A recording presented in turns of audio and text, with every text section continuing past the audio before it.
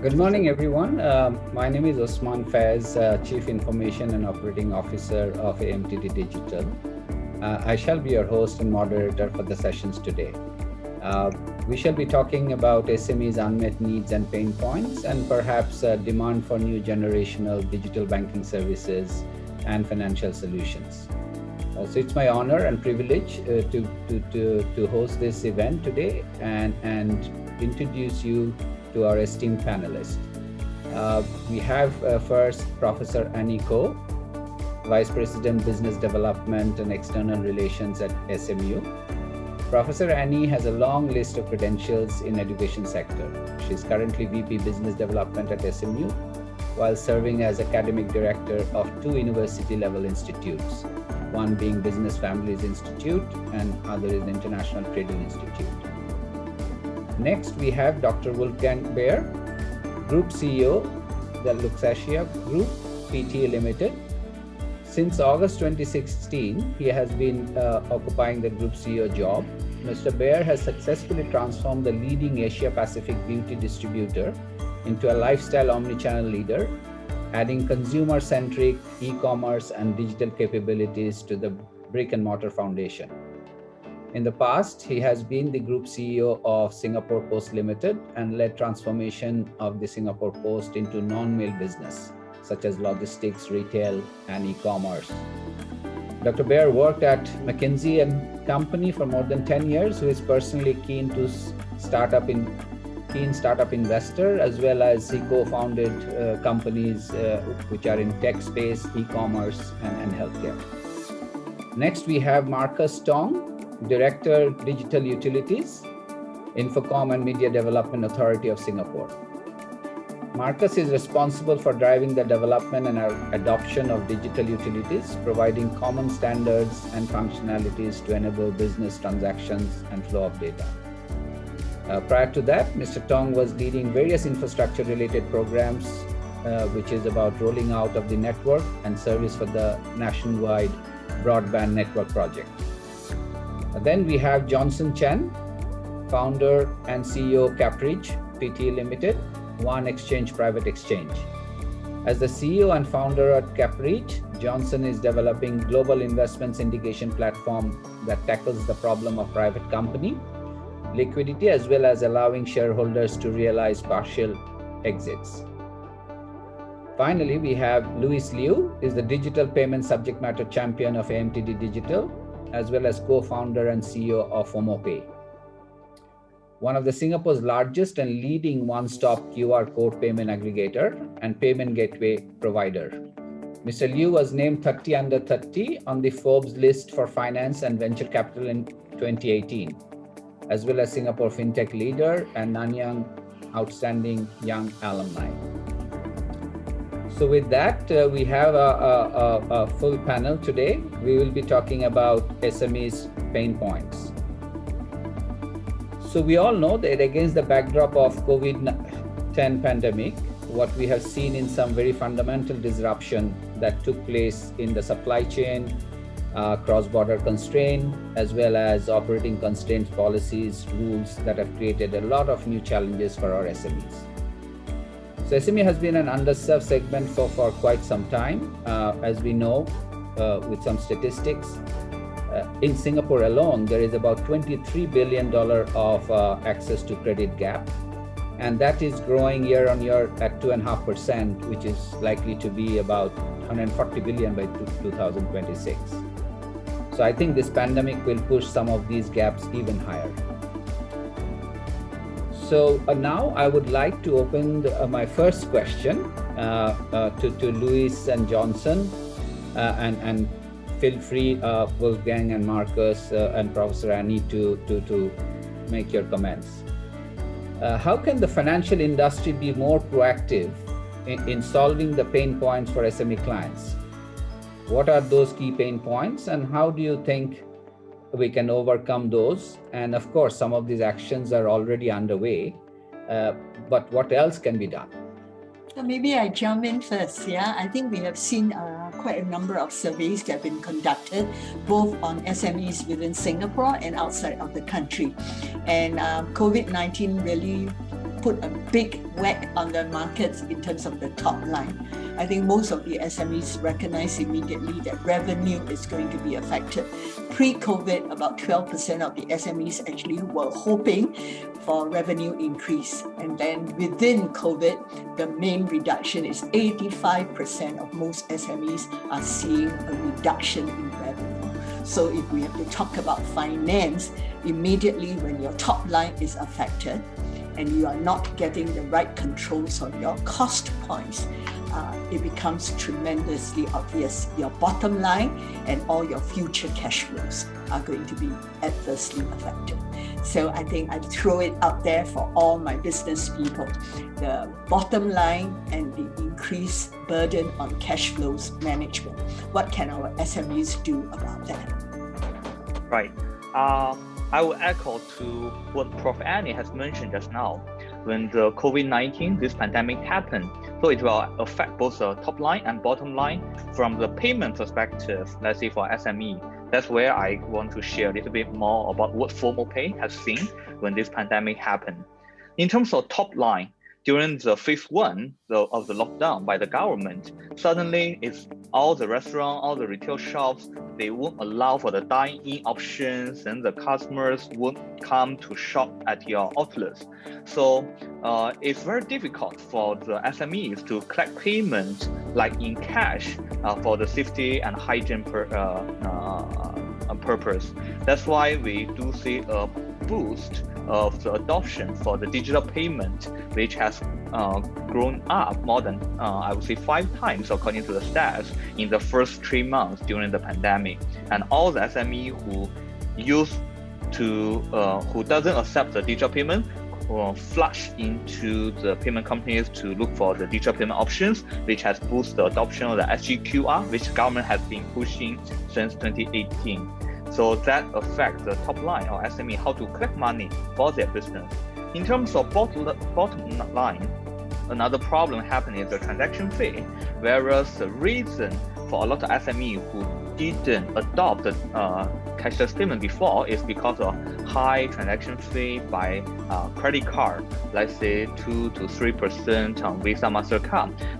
But now the government is giving both the incentive and also driving the national payment infrastructure like the SGQR and Pay Now, which can lower down the transaction fee to around 0.25 to 0.5%, which could significantly reduce the transaction fee. So, and in return, it can increase the bottom line for the SME, which is what we have seen from our payment industry during the pandemic. Yeah, hi everyone, it's Johnson here from CapBride. So at CapBride, what we are building is that we're actually looking at the private market space. So in the private markets, it's basically all the unlisted entities, and this really squarely addresses the SME space. So for the private markets, what we've been doing and what we always see is that for us, we're trying to build an alternative financing platform. So with the COVID-19 and all, we're one of the early adopters of the online system. So what we have built is that we have built a platform whereby each issuers, the SMEs can come and list what they would like to do for their growth and expansion capital. And what we also, on the other side, is that we actually match with the various investors. So we work a lot with the sovereign wealth fund, with the family offices, with the private banks. So we do have distribution agreements with the private banking side and all, and also the individual investors. And the whole idea behind this is to try to match the capital needs and provide a new way to actually tap on this. And I think we have seen a lot through the pandemic in terms of the crowdsourced funding, in terms of providing working capital loans and all. And we are one of those that are trying to facilitate this. So the whole end result is that we're trying to actually bring a little bit more liquidity to the otherwise, and not just only have the banks provided, but a new and additional channel to do this. And the other thing I would like to add is that we also have a private exchange now, which is live and operational. It's been featured in the MES project Ubin. And what we have is that we have a live operational private and licensed exchange that allows also the trading of some of these equity on our platform. One of the nice things we have seen is that we have worked with one of our listed privately listed company out in Malaysia, and what we have converted is that we've converted their customer base into equity. So we have this mechanism now that can really actually have new avenues to actually kind of convert their loyal base and their fan base into equity and participate in the success and the growth of the company. We also see many of these opportunities lying ahead, especially on the debt to equity conversion and all. So it is our sincere hope, and we also come from the SME space to really build this up and provide more channels. I think if I may jump in, I think one important or interesting part is because as Luxasia Group, we're not an SME by ourselves, but in 15 countries that we operate in, we have a lot of SMEs working with us, but also kind of some of the sizes we have in some of these countries are more like a local SME. And I think one kind of important part of the whole financing in that pandemic and post-pandemic is especially the cross-border financing. Because I think that's a huge point that is coming up, with everyone we talk to, and which we also experience ourselves. While, we obviously do not have a problem to finance ourselves if we wanted to in Singapore. But then some of the small operations overseas, it's extremely cumbersome to get local loans, go again through the whole kind of authorization and everything else. And I think the more banks and potential digital banks and new startups can help to bridge that gap, to say basically, how do you basically make that happen? How do you make sure trade still flows? How do you make sure that overseas operations are well financed and financed in a way that SMEs can afford it? I think that this is a very, very big question for us. And we cannot forget the government's role. Marcus. Yes, thanks very much, Prof. Annie. I was just going to add on to say, I think the points are all well made, that in the post-COVID world, I think the businesses are increasingly reliant on electronic transactions more and more, right? So I think what the government has been doing has been twofold. One is providing that base level of support to help our companies digitalize, even as they cope with the COVID pressures. So for example, I think Louis was mentioning about the government efforts for e-payment. We have a similar effort for our e-invoicing effort, what we have branded as Invoice Now, where we are trying to encourage businesses to get on board, e-invoicing, recognizing that there is a benefit from an efficiency angle, as well as to help them to be able to do transactions, as Wolfgang mentioned, potentially cross-border, when other countries also adopt similar standards, that drives the e-invoicing network that Singapore uses today, right? That's an example of how we could come in as government to help businesses to do more business, open up new markets in a global situation itself by enabling or helping them to adopt some of these functionalities, what we call digital utilities, that not only get them to do business more efficiently, but also across borders. I think, if I may, ask further some insight. In one end, we see this some of the success stories that are taking place in the digital transformation and leveraging some of the financial support to grow and scale up. Could you please share some of the success stories and also what are not so successful that we need to also revisit as part of this new normal that's coming post-COVID? So if I may jump in again here, I think, if we look at the life cycle of SMEs, there are actually different life cycles. And, when Louis mentioned earlier about how important it is to be transaction ready, that's like the survive now or you die. So, the thriving and the expansion and looking for internationalization and growth, that will probably have to come, but it will be a delayed process. So I think for a lot of our business families in Singapore, a lot of them are in F&B and retail.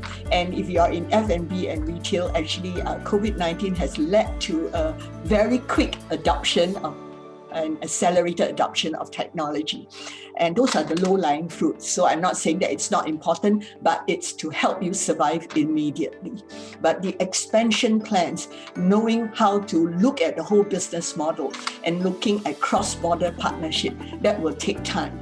So one of their biggest challenges would be cost drivers. How do we look at, scale. So speed is important, speed in collection, speed in transactions, but scale in terms of how do I get more partners into the whole ecosystem? How do I leverage on partnerships cross-border? I think those are examples that I'm sure Wolfgang can share. So we are now at the stage where we've gotten past the initial, and the next stage, I think, where I hope to see more successes will be in terms of investing in human capital, investing in cross-border partnerships, investing in alternative growth capital from platforms like CapBride, and then of course having more digital utilities and sharing of knowledge and data and information cross-border, having digital trade agreements that could help empower companies like Luxasia to grow overseas. Prof. Annie, happy to come in there. I think that the interesting one is obviously when you think about the pandemic and how to survive and how to actually grow after the pandemic, there are two strategies that help you most. It's digital and it's diversification. And we were actually lucky that we basically went down, over the last 3-4 years into that direction. When the pandemic hit us, we had already 300 e-commerce stores live running. We had our supply chain digitized. We had our warehouses kind of digitized, ready for e-commerce. We retrained our people. We had more than 50 digital marketing people in the group. So which meant that kind of when the pandemic hit us, we could really switch over. We took people that were working in traditional brick and mortar marketing and sales, and we immediately transferred them over to this new unit, staffing it up, retraining them on the side. With the success that some of our business channels, digital business channels, they grew 1,000%, 10 times, which obviously really, really helped us to get through the pandemic. And we also believe that some of those shifts will remain. It's not like kind of it's all gone and basically it goes back. I believe digital has gone to a new level where it's going to stay and then continue to grow. The other one is diversification, and we talked about it. We opened up 5 countries over the last 2 years. Australia, New Zealand, India, Cambodia, and Laos, which helped us to really kind of also now during the pandemic. Each of the markets went through different cycles, and we always were able to balance off the whole company by saying, oh, that market is actually still operating. Let's put our resources there and do the best. Oh no, this market is opening, let's go there. And I think that this diversification has helped us a lot. And last but not least, we also diversified away from pure fragrances, which we were into different lifestyle paths. We're now doing e-commerce for Lego. We're doing e-commerce for Hasbro. So we became lifestyle. So I think if you take that together, we're quote unquote lucky. I think without that diversification over the last 3-4 years and digital transformation, I'm not sure I would be speaking with you today here, to be really honest, because it would have been very, very tight. But that allowed us to constantly balance and then work obviously with the banks to balance it off. Having said that, now out of that recovery, it's very important that when you go out and think about these local operations, how do you finance them for growth? Because now it's all about quick scaling up. And you may not have the P&L to support some of that because you're just coming out literally of a pandemic here where you're very, very happy if you break even. And so I think that's something also a question and task for the whole finance industry and then maybe some of the younger kind of companies and with a new approach to say, how do I help those companies? That basically weather the storm, but basically there is some damage left. They just basically broke even. And now how do I finance that? How do I see their dreams of growing 5-6 times in the next years and make that a reality? How do you collect cross-border, Wolfgang? So you are Singapore functional currency. You have so many of your operating units outside the country. Yes. So the biggest topic, if I lose sleep over one thing, it's Forex risk. I can tell you, any operator, any bank, any startup who kind of gives me that sleep back, and our board the sleep back, we would immediately partner up, at reasonable rates. Because the big challenge is for companies of our size, if you hedge everything you do, and we are basically in roughly 10 major currencies because we buy most of it in Euro and US. Then obviously we have our Singapore account and then all the local currency around, a lot of rupiahs, Australian dollars and other parts. And the point is, how do you make sure that you can actually intelligently hedge it? Because, there are a lot of offers from banks saying, why don't you just hedge it? That means I have to take off 1.5% of my total revenue, which is kind of not far off my total group margin, So I'm saying, that doesn't work. So where can we find a partner that comes in with us, and says, okay, there's a certain risk I'm taking, there's a certain premium I'm charging you, and help you to identify the areas where you really should look into. I help you kind of to identify the areas where you do natural hedging. So I think if you think about that whole cross-border, the scaling up in the post-pandemic, that fluctuation and uncertainty that you have, Forex is a massive topic because it can wipe out a whole year's work within a day. Prof. Baier, I think FOMO can help you on this. Excellent. I knew that was coming. Including both cross-border payment and also your foreign exchange management. Actually, just want to share, this is a common challenge and pain point for SME right now. And government, especially our monetary authority of Singapore, is building an infrastructure called the Business Sans Borders, which is a platform to group all the kind of solution providers, which is critical for the business to grow their to grow their cross-border trade and sales. And FOMO is part of the select FX and payment solution partner for the BSB. Do watch out on the news during the Singapore FinTech Festival for this BSB project, which is definitely going to help a lot of SME with the same challenge and problem. Thanks, Louis. Just to point out that it's a joint IMDA MES project for BSB itself. But yes, I think thanks very much, Louis, for bringing that up, because it's really an effort on our part to talk about the markets for the SMEs. I think perhaps Wolfgang has the luxury of having a very well-oiled organization to help him with all these inputs and management. But I think for the large majority of SMEs, I think they are, in a sense, needing much more help to be able to do diversification of their supply chains, matching with new buyers in these new markets that are being exposed in spite of COVID. This is where I think the BSB project does help to connect, different SME-centric platforms around the world, right, together into what we call a meta hub. So it's like a platform of platforms in which then, as an SME, I'm sitting on this platform, a local platform, but in Singapore itself. But I'm able to get that visibility and that reach into another country's SME network, right? That really helps them not having to figure out, to finesse out, how do I talk to the person and get that trust going, in a post-COVID situation where we can't fly, we can't go into a market that easily, right? And as Louis mentioned, around that, building an ecosystem of service providers, be it the financial institutions, be it the logistic providers, at the end of the day, serving the increased trade we hope that will flow through with BSB on board itself. So that's one of the areas where we talk about as a digital utility. How do we come in to help companies, be it expand, be it diversify, or just put in place the necessary digital functionalities and infrastructure to enable them to grow, right? That's where we're coming from. So does it mean that we have to do a lot of cross-border sharing of data, Marcus? Not really. So as a BSB platform, it helps to take away the hassle of it. It automates it. It does the AI matching, for example. There's an engine behind it. And at the end of the day, as a platform provider, it provides you value as well to expand the market for the sellers that's on your platform as well, without the hassle of in-market expansion, negotiating with partners, and so on and so forth. So we see the value coming in quite strongly across the spectrum, be it the SMEs, the platforms, and the service providers that do come on board this ecosystem as we operationalize this together with MES. So, but it's still it's a private sector driven initiative. We've done the POCs, and now we're moving on to a pilot stage where I think it's the private sector who has strong interest to drive this forward. Very interesting insights. Thank you, Annie, and thank you, Duncan. Let me ask a little different question. That what do you think that the financial institutions and fintech players can help SMEs in this current situation of post-COVID, and many countries could be seeing a return wave coming. So how does that, or what role should the financial institutions and fintech play in this space?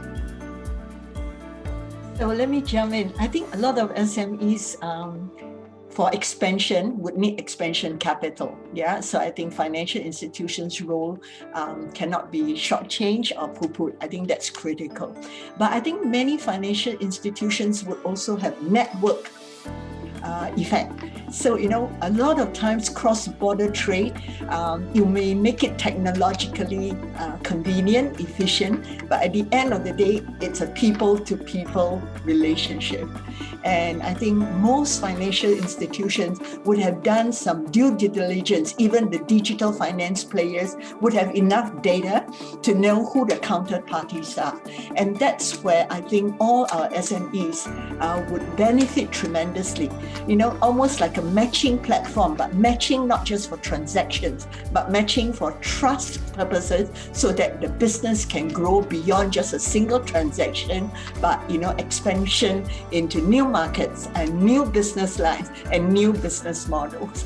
So I think it would be great if financial institutions step up and go beyond just a financing role. Isn't that amazing? But isn't that what traditionally most financial institutions do?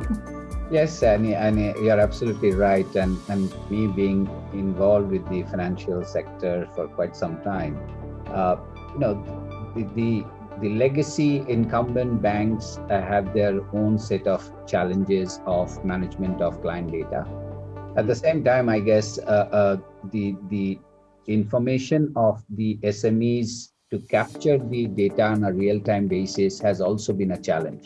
And I think we just spoke about digitizing their operations. And once they digitize, that data can seamlessly flow in to their partner banks, to the ecosystem. And I think that is where probably the SMEs can have more access to credit, because you get to see their real need on a real-time basis. So I think the infrastructure is now, or technology is now enabling that. It's a question of how fast we are able to deploy some of those to the SMEs. And probably the incumbent or digital banks or neobanks who are coming, they have a little advantage because they are having a greenfield, not dealing with the legacy data, and they are not, sometimes the legacy banks are struggling to become API driven. So with that, let me get into a question around while things are difficult, we are also seeing some lights at the end of the tunnel. So what are the emerging opportunities you think as a panel that post-COVID new norm, and also touch on how does SME play a role on green financing? To the business people first. So perhaps I jump in here, right, just to share what we're seeing from the CapBride side. I think the fellow panelists also talked about the digitization, scaling up and all. So I wanted to come back to this point about the K curve, and I think that's quite interesting. So what we are seeing is that obviously the SME, one of the things that you don't want to be caught on the downward slope of that K, and we've also been seeing that the market's actually increasingly getting polarized. So the investors on our place are also investing in things with scale, in things with the digital needs. And you have to remember, right? I mean, Osman talks about data. The definition of big data, you need big data, which means you need scale to actually get to that. And that is always one of the very big pain points for the SME. So what we're seeing is that the family-owned businesses and all, which we work with, and SMEs, they are trying to make the jump between the lower curve and raise the financing to come up to the higher curve. And that's where we also try to play a role. We are Prof. Annie talks about the ecosystem and connectivity. We work a lot with the government institutions, with the SGXs, the LISCO companies. I will probably point out that more than 70% of our companies and our investor base are actually out of Singapore. And one of the primary goals is for us to establish this platform to actually facilitate and interconnect. And the whole idea here is that the more issuers and the more critical mass that you get, to the more vibrant you'll see it, because investors want to kind of look at various different deals, look at various different opportunities adjacent to their businesses, and providing that breadth of choice to the investors and the cross-pollination within that also makes a lot of sense, and that's what we are hoping to build. Yeah. That's a very good point. I think I can only echo what Johnson said about the polarization of the market. I think that the gap is really widening even more, and the winner takes it all. And I think that's something where SMEs really kind of need to think through about platforms, need to think about ecosystem, need to think about collaborating together. For example, one initiative that we kicked off now is to say we realized that where do you need to make the value add in your value chain? You can't be perfect everywhere. And so what we started to reach out to say, okay, back office work, the classic finance work, some of the other data works and so forth. We're saying we don't necessarily need to be kind of the very best there. Why don't we basically join even with competitors together to form collaboration to bring down the cost? Because only if you kind of lean out and become leaner there, kind of you can actually kind of make it happen. And these are, again, forms opportunities here for financial institutions and SMEs to work together to say, hey, if some of those companies kind of are ready to give up some of the back offices, why don't I put that together? Very specific to the industry, very specific to this. And I think that collaboration, that open collaboration, even with your competitors, they say, I'm a frenemy on that because we all need the lowest cost. And then see who's the best one out there in the market, I think is something that is so important for SMEs, where they can then professionalize, where they can lower their cost and then move on and have really the focus of the owners, the focus of the CEOs on where the biggest value add is made. That's so encouraging. I love that, Wolfgang. Yeah. What about governments? Can they all come together to improve? I think governments fully appreciate that the SMEs are really the bedrock of a lot of our economies itself. So I think a lot of effort, but at a national level, we're trying our best. I think many of the panelists here will be familiar with the SME Goes Digital effort, including the recent digital resident bonus that we've given out to encourage our F&B as well as the retail sector companies to digitalize more, even beyond the base itself. So that's really the areas of help that we've been working on itself. But I think it's also important, as panelists have always mentioned, how do we grow that growth mindset among the SMEs itself, and working with the platforms, working with the private sector partners here, to bring them overseas. Of course, with the utilities to help perhaps smooth some of the friction out so that they can transact more easily when they go overseas itself. I think those are part of the efforts where, at least within Singapore government, we've been trying to push hard. We continue to work hard to get our SMEs on board and to understand that at the end of the day, digitalization is no longer an option. It really helps both the top line and bottom line that Prof. Andy you've mentioned about. At the same time, it enables them to go overseas more easily. So that's really where we're trying to come in for. I would like to add on to what Marcus just now mentioned. This pandemic has pushed a lot of SMEs out of their comfort zone, especially for those who are mainly running their shopfront business, who are mainly running an offline business. So in order to get out of the situation, we see there are two major alternatives as the new revenue stream. One, turn their business into online for e-commerce and mobile commerce. Two, explore to sell overseas, like what Marcus mentioned, to sell overseas to expand the market. Right? This is a trend we see happening in the past 9 to 10 months time. But in order to do that, the first thing they need to answer is how to collect payment, how to collect money from their customers. That's where FOMO plays a role. And with the support from government, we see government is giving a lot of the grant to encourage SMEs to adopt these two different kind of revenue stream. Let's say if SME in Singapore right now, if they want to accept the pay now QR payment or to adopt the e-invoicing, they will immediately get $300 to $600 grant, right? As a way to boost the adoption of this kind of technologies. And also, if you are keen to sell overseas, like a lot of local established brands, so there will be a project like BSB, there will be project like Market MRA, this kind of grant from different kind of government administrations to help SMEs to sell overseas. Basically, the main idea is to help them to look for the new revenue streams when the traditional offline business is heavily impacted. So all in all, what we see, the digital payment and upcoming the digital banking definitely are the ones to further boost this trend. Even after the COVID, we believe this will continue to become a new normal in the real business. Yes, so I actually love the three S's. In fact, we know we talk a lot about survival, so therefore we have to have speed. And just now, Wolfgang, and everybody says, well, we also need skill so that we could bring costs down. I think for this next section, we should talk about sustainability. Beyond speed and skill, how do we make our SMEs last beyond their third generations, especially if they have a good business? So I think, Wolfgang, you're all ready to talk about sustainability. Well, one way is obviously to bring in professional management. Which, all right, Luxasia has done very nicely. And I think you've got a good point there, because it's beyond just a family in business. Yeah. It's about the business itself being sustainable and beyond just family members. No, I think jokes aside, it obviously kind of, professional management allows to have non-emotional debates about finding the right answer, and obviously there are no kind of sacred areas that you can't touch. But I think beyond that, I think, it's really about the long-term business planning, which is so important.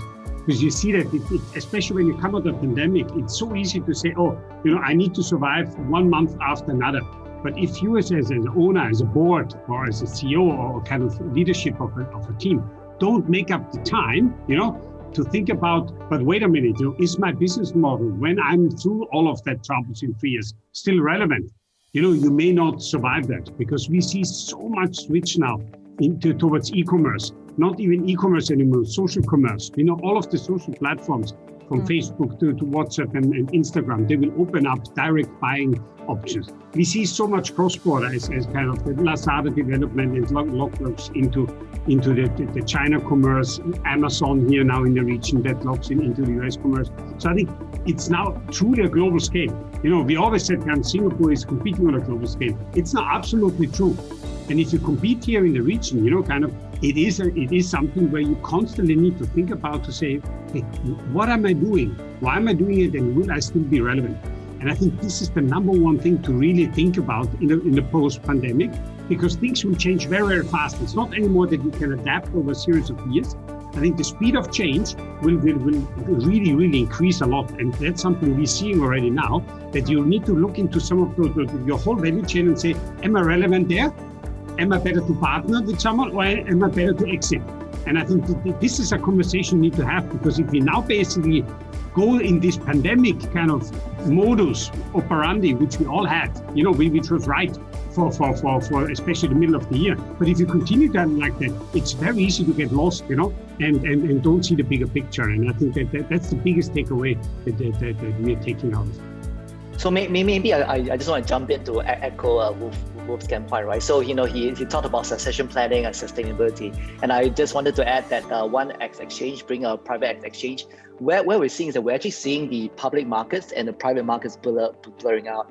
And one of the key things is to enable, and what we're trying to do is that to enable kind of the best of both worlds, right? To bring in the capital market in the private market space to the SMEs and client businesses. So one key thing is like what Wolfgang says, succession planning. So through the private X exchange, we can enable capital recycling. So the earlier generation can actually sell down and recycle capital.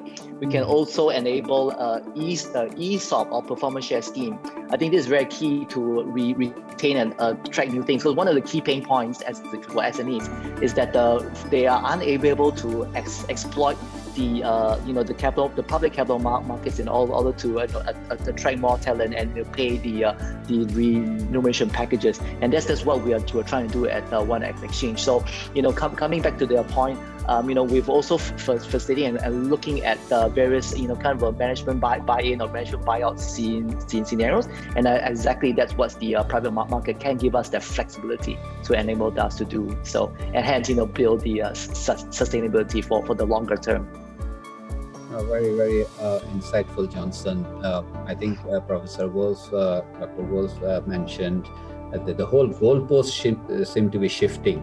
The model has changed. So I guess it's a time for all of us, not just SME, to reinvent and see what's keeping us relevant, and how the client experience is shifting, the buying behaviors are changing. As you said, the platform business, people are going online. So I think along with this SME model, the essence of which I think Professor Annie mentioned about the human element, the talent behind all this. I think that there is a huge need of making sure that we reskill and upskill ourselves to stay relevant. That what would that be to my business to stay afloat and still grow with the model changing. I think we are quite close to our time that we have. Last question, probably just to throw. The pandemic has impacted SMEs in different aspects. What could be the potential responses to some of these challenges? Quick, Annie or Dr. Wolf, any thoughts? Maybe we start with Marcus and then do a quick one-liner. Okay. I think as companies go more digital or encouraged to go more digital, I think they should take advantage of not just the increased efficiency it brings about, but we talk about the data that comes around through the transactions that go digital, right? With that data, you get the insights into your business, be it for your operations or be it for your growth. And we talk about how that could drive, for example, some of the transformation that we hope the SMEs will adopt, as they look at their business plans, as they look at their fundamentals, even as they go for growth through raising financing. So really, we see that as critical in the next step of SMEs evolution. Thank you very much. I think in a nutshell, what we all realize that SMEs should definitely go digital. That comes very strongly. I think the supply chain needs to be more open and inclusive, that I see through the discussion, and sustainability. I think Annie mentioned, Professor Annie, that not speed and scale, but sustainability. And of course, we have to be climate friendly. We need to protect the world. So I guess all these could be more forward looking, and we can all probably look forward to assist and see how these SMEs can write the next chapter. So Johnson, Marcus, Dr. Wolfgang, and Professor Annie, thank you so much. It's been really helpful. So we'll see you again. Thank you very much. Thank you. Thank you. Thanks. Bye.